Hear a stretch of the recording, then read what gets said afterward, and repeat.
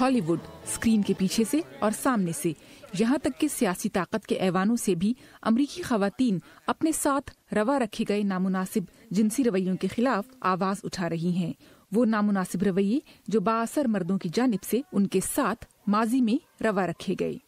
In my mind, I called him fish lips. لگتا ہے کہ یہ خواتین اپنی کئی برسوں کی خاموشی کا ازالہ کرنا چاہتی ہیں۔ اس ہر روز طویل ہوتی فہرست میں تازہ ترین اضافہ کیا ہے ایک بے باک ریڈیو ہوسٹ لیان ٹویڈن نے ڈیموکریٹک پارٹی کے سینیٹر ایل فرینکن پر الزام لگا کر۔ Kind of get close, and he just put his hand on the back of my head. خواتین کے جنسی استحصال کے الزامات کا سامنا کرنے والی امریکی سیاست کی دنیا کی ایک اور بااثر شخصیت ہیں امریکی سینٹ کے لیے ریپبلکن امیدوار سابق جج رائے مور۔ ان پر الزام ہے کم عمر لڑکیوں کے ساتھ غلط جنسی برتاؤ کا، تاہم رائے مور کہتے ہیں کہ انہیں ایسا کرنے کی اجازت خود بچیوں کی ماؤں نے دی تھی۔ سینٹ کے اکثریتی لیڈر ریپبلکن مچ میکونل کا کہنا ہے کہ ان کی پارٹی ریاست الاباما سے مسٹر رائے مور کی سینٹ کے لیے نامزدگی ختم کرے۔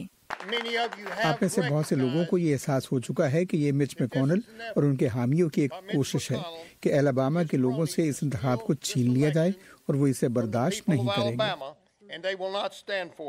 دوسری طرف سینیٹر ایل فرینکن کی جانب سے فوری معذرت قبول کرتے ہوئے لیان ٹویڈن کا کہنا ہے کہ وہ ایل فرینکن سے مستعفی ہونے کا مطالبہ نہیں کر رہی، تاہم جنسی ہیراسمنٹ کے خلاف کام کرنے والے ایگزیکٹوز کے نزدیک مرتکب افراد کے خلاف سخت کارروائی کی جانی چاہیے۔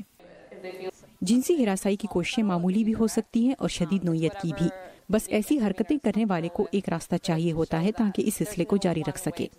امریکی صدر ڈونلڈ ٹرمپ نے رائے مور کی امیدواری کی حمایت کی ہے، لیکن ان کی ترجمان نے یہ واضح نہیں کیا کہ آیا وہ اب بھی ان کی حمایت کرتے ہیں یا نہیں۔ دیکھیے، صدر اس پر یقین رکھتے ہیں کہ یہ الزامات بہت تکلیف دہ ہیں اور انہیں سنجیدگی سے لینا چاہیے۔ وہ سوچتے ہیں کہ الاباما کے لوگوں کو اس کا فیصلہ کرنا چاہیے کہ ان کا اگلا سینیٹر کون ہوگا۔